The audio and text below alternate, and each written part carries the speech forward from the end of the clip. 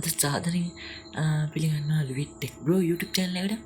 ඉතින් මේ වීඩියෝ එකෙන් මම කතා කරන්නේ Samsung මේ ළඟදී සුපිරිම ෆෝන් එකක් ඇවිල්ලා තියෙන A56 කියලා. අවුරුදු ගානක් පට්ට ගහතයි A56 එක. මොකද මේ කැමරා සෙටප් එකේම පට්ටයි.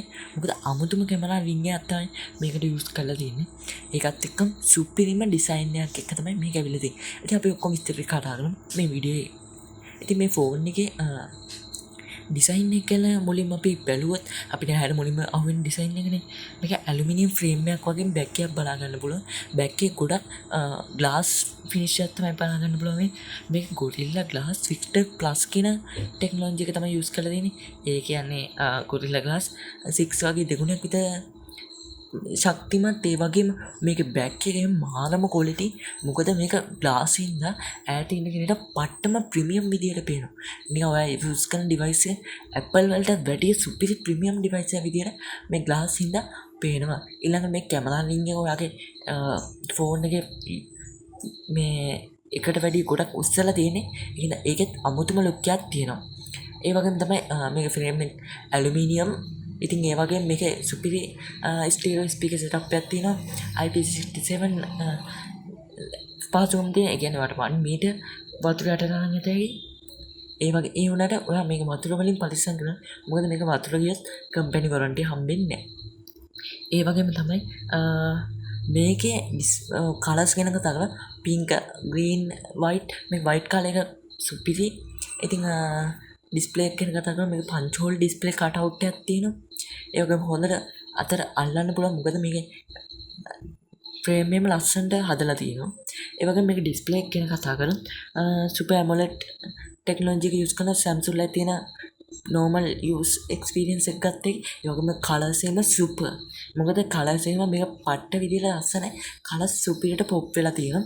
ඒ වගේම තමයි 1900ක peak brightness levels එකක් තියෙනවා. ඒ කියන්නේ HDR mode එකට 1900ක peak brightness level එකකට ඇතයි.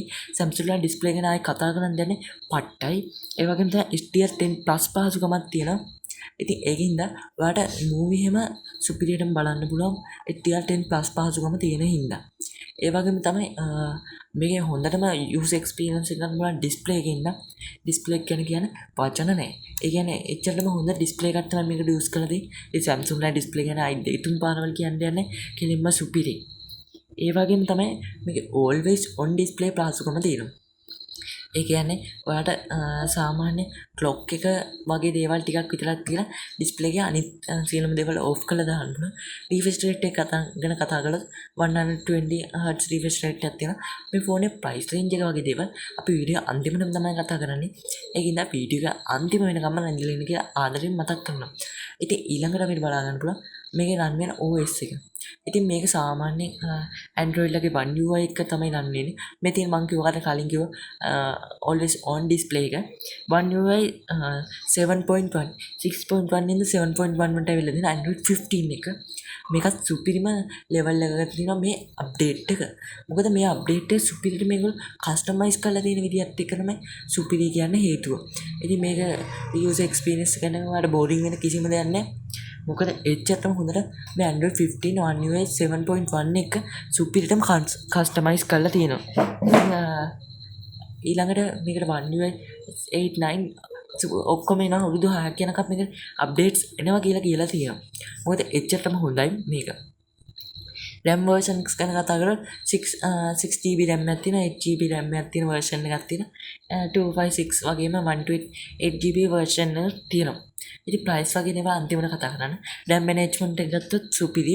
මොකද හොඳ RAM management එකක් තියෙනවා. ඔය application open කරන තප්පරේම app එකක් open වෙනවා. එච්චරටම හොඳ RAM management එකක් තියෙනවා.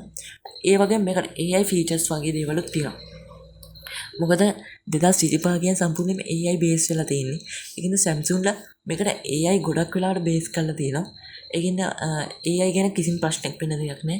මේක PUBG Code වගේ බර ගේම්ස් වගේම හොඳක් ටිකක් ගෙන්ජනික් එකක් වගේ හොඳම සුපිරිම ගේම්ස් උනත් ලැග් එකකින් තොරම යූස් කරගන්න පුළුවන් නෝමල් වගේම හයි මොකද මේක එච්චරටම හොඳ ඩිස්ප්ලේ එකක් වගේ හයි රිෆ්‍රෙෂ් රේට් සපෝට් කරනවා.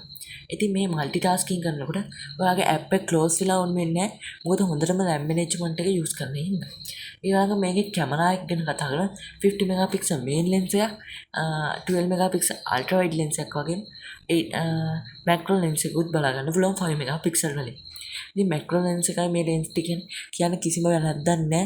මොකද මේ රේන්ජ් එකේ තියෙන අනිත් කැමරා වලට සාපේක්ෂව හොඳ performance එකක් ඔයාලා ලබා ගන්න පුළුවන්. ඉතින් මම මේකෙන් ගත්ත කැමරා කියන්නේ කැමරාංගට ෆුටේජස් ටික දාන්න. ඒතකොට ඔයාලට තේරුම් ගන්න හැකි මේ කැමරාව කොහොමද කියලා. ඒ වගේම තමයි මේකේ කැමරා එකේ AI features ගොඩාක් වගේම පැක් කරලා ඔයාලට AI පැකින් එකක් විදිහට තමයි තියෙන්නේ. සම්පූර්ණයෙන්ම මේ AI යූස් කරලා තමයි තියෙන්නේ. ඉතින් අපි බලමු මේ කැමරා ක්වොලිටි වගේ දේවල් ගැන. ඉතින් කලින් මේක පෝර්ට්‍රේට් එකේ නිකන් පෝර්ට්‍රේට් එක ෆේක් වගේ කේස් එකක් තිබ්බ. දැන් ඒක සම්පූර්ණයෙන්ම ෆික්ස් කරලා පෝර්ට්‍රේට් කරනකොට නිකන් නැචරල් ඩෙප්ත් ඔෆ් ෆීල්ඩ් එකම එනවා. ඒ කියන්නේ අර නිකන් වටේ ලස්සනට බ්ලර් වෙනවා. ඉතින් ඒකින්ද ඔයාලට මේකේ ෆොටෝ පෝර්ට්‍රේට් ගැන කිසිම මත වෙන්න දෙයක් නැහැ. එච්චරටම හොඳයි. ඒ වගේ මම කලින් කිව්වා AI features වගේ දේවල් තියෙන AI eraser, AI photo generator වගේ ගොඩක් දේවල් තියෙනවා. ඉතින් ඒකින්ද ඔයාලට මේක ගැන worry වෙන්න කිසිම දෙයක් නැහැ. මේ තියෙන මම අහලා කිව්ව ෆොටෝ ෆුටේජස් ටික මේ ඔක්කොම 12 මෙගාපික්සල් වලින් කැප්චර් වෙලා තියෙන්නේ. ඒ කියන්නේ normal ඔයා ෆොටෝ එකක් ගන්නවා 12 මෙගාපික්සල්.